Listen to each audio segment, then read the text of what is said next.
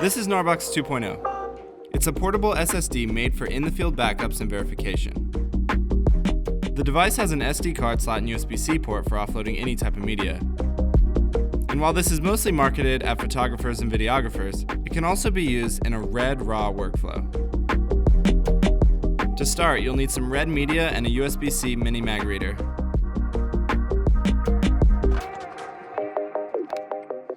Once it's all plugged in, the Gnarbox automatically prompts you to back up the media straight to the device. The Gnarbox also offers checksum verification abilities, and that, combined with the fact that it's an SSD, gives us peace of mind that our media is safe in the field. In the app, we can set up presets that allow us to manage all of our footage in a professional folder structure that our editors are used to seeing. Using the multi-destination copy feature, we can even back up to multiple places at once, making it easier to hand off drives to an editor or producer, creating a seamless post workflow.